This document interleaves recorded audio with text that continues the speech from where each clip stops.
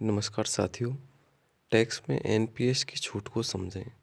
80 CCD 1, 80 CCD 1 B और 80 CCD 2। Tax में NPS की 3 बार छूट कैसे लें? एनपीएस के कार्मिक के शेयर को 2 भागों में कैसे बांटें? सबसे पहले NPS difference in account type. Tier 1 pension account होता है और tier 2 investment account. Pension account में investment plan are fixed by NSDL. जो भी पेंशन के लिए प्लान होता है वो एनएसडीएल के लिए ये कार्य फिक्स किया गया है कि कितने % आपकी यहाँ पर कटौती होगी।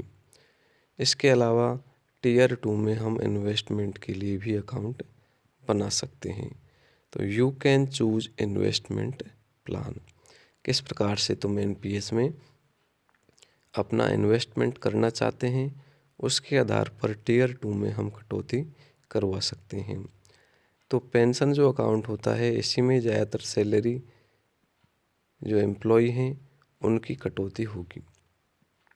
ये एनएसडीएल के द्वारा 10% की राशि यहाँ से काटी जाती है।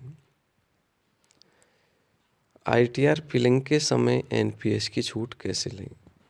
तो pension account tax rebate allow होता है और इन्वेस्टमेंट अकाउंट में टैक्स रिबेट नॉट अलाउड। हमें पेंशन अकाउंट में जो कटौती होती जाती है 10% एम्प्लॉय की, उसकी हमें 80C के तहत टैक्स में रिबेट मिलती है, छूट मिलती है। लेकिन इन्वेस्टमेंट अकाउंट में कोई भी टैक्स की रिबेट नहीं मिलती है।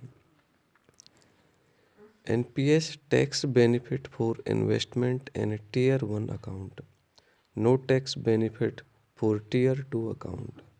जो एनपीएस टैक्स बेनिफिट होता है इन्वेस्टमेंट का टीयर 1 का अकाउंट, उसी में हमें बेनिफिट मिलते हैं और टैक्स का जो बेनिफिट है वो टीयर 2 के अकाउंट में नहीं मिलता है। तो एनपीएस टीयर 1 इसमें 3 प्रकार से कटौती होती है। सेक्शन 80 सीसीडी 1 में, सेक्शन 80 सीसीडी बी में और सेक्शन 80 सीसीडी 2 में।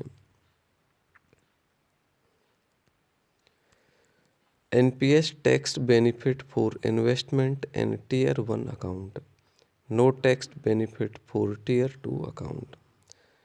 तो section 80 CCD 1 for employ 10% of basic plus DA, इस प्रकार से कटौती होती है। और for an individual 10% of annual income can be contributed. Maximum limit 1.5 lakh. This is a part of section 80C। तो इसमें जो एम्प्लॉय होता है उसका बेसिक और डीए को मिलाकर 10% की कटौती सेक्शन 80 सीसीडी 1 में की जाती है। या अगर व्यक्तिगत रूप से हम कटौती करवाना चाहते हैं बिना एम्प्लॉय के तो 10% वार्षिक इनकम इसमें कंट्रीब्यूटेड होती है। मैक्सिमम लिमिट इसमें 1.5 लाख है और ये 80C का एक भाग होती है। इसके अलावा सेक्शन 80 सीसीडी 1B, इसमें additional contribution by employ, additional benefits of rate 50,000. This is not part of section 80C। अब 80 CCD 1B के तहत अलग से 50,000 रुपये का बेनिफिट लिया जा सकता है और ये 80C का पार्ट नहीं होता है। इसके अलावा section 80 CCD 2, this is employer contribution lowest amount of below 3 condition, actual contribution by employee 10% of basic plus DA gross total amount. This is not a part of section 80C। अब 80CC-D2 में employ का जो सबसे कम amount होता है 3 condition में वो शामिल किया जाता है। एक तो जो एक्चुअल कंट्रीब्यूशन होता है एम्प्लॉय का वो शामिल होता है, या बेसिक और DA का 10%, या ग्रॉस टोटल इनकम, ये एम्प्लॉय के इसमें शामिल होते हैं और ये 80C का पार्ट नहीं होता है। क्या हम NPS की ऑन शेयर अमाउंट कार्मिक की कटौती को 80CC-D1B में दिखा सकते हैं? तो इसका आंसर है यस। जो एम्प्लॉय के द्वारा NPS में कटौती की जा रही है, क्या उस राशि को हम 80CC-D1B के अंतर्गत दिखा सकते हैं? तो हाँ, हम इसे दिखा सकते हैं। तो इसके लिए हम सेक्शन 80CC-D1B को समझते हैं। 80CC-D1B is the additional reduction up to rate 50,000 towards contribution made in NPS। ये एडिशनल जो कटौती होती है 80CC-D1 में 50,000 रुपये की, ये NPS के लिए कंट्रीब्यूशन हम कर सकते हैं। इस विषय में लोगों को एक भ्रम है कि 80CC-D1B की छूट तब मिलेगी जब सैलरी के अलावा कंट्रीब्यूशन करेंगे। कि अगर हमने सैलरी में तो कटौती करवाई है, इसके अलावा हम 50,000 रुपये की कटौती करेंगे तभी हमें 80CC-D1B के तहत छूट मिलेगी।